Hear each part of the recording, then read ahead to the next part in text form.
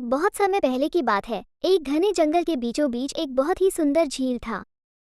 उस झील में बहुत सारी मछलियां और केकड़ा भी रहता था। वो सब बहुत खुशी से मिलजुल कर रहते थे। लेकिन हर रोज उस झील के किनारे एक सारस आकर मछलियां पकड़कर अपना पेट पूजा करता था। जब भी सारस झील किनारे आ पहुंचता तब सारे मछलियों के बीच भागा दौड़ी शुरू हो जाती थी। ऐसे दिन बीता गया। धीरे धीरे सारस बूढ़ा और कमजोर होने लगा। पहले की तरह वो शिकार भी नहीं कर पा रहा था। सारस बहुत दुखी होकर झील किनारे बैठ गया।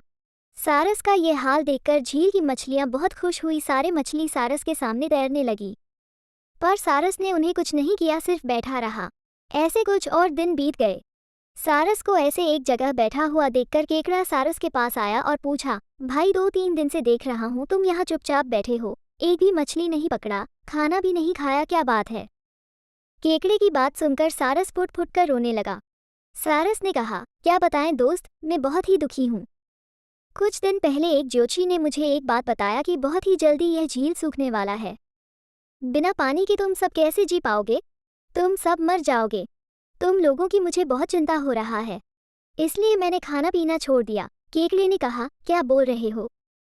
ये तो बहुत गंभीर और चिंता की बात है, मुझे सबको बताना होगा। सारस की बात केकड़े ने झील की सारी मछलियों को बताया। सारी मछलियां और केकड़ा मिलकर सारस के पास गए और बोला, क्या बोल रहे हो, झील सूख जाएगा? तब हम सब कहाँ जाएंगे? क्या करें? कोई तो उपाय होगा ना बचने का। हम सबने तुमको हमारा दुश्मन समझा, पर तुम तो हमारे दोस्त निकले। हम लोगों की चिंता के कारण तुमने खाना पीना छोड़ दिया। दोस्त, अब तुम ही कोई उपाय बताओ। सारस ने कहा, अच्छा लगा सुनकर कि तुम सबने मुझे दोस्त माना है।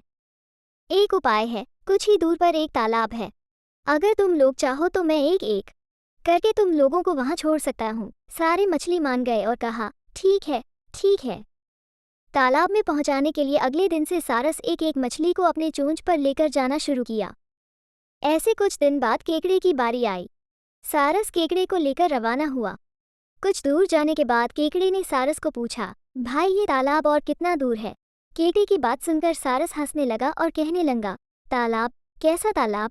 यहाँ कोई तालाब नहीं है। मैं तो खाने के लिए तुम सबको यहाँ लेकर आ रहा हूँ। इतने दिनों से मछली खा खा कर बोर हो गया। हाँ, आज बहुत मज़ा आएगा तुमको खाकर। आसपास देखो तुम्हारे सारे दोस्त के हड्डियाँ। अब तुम्हारी बारी है।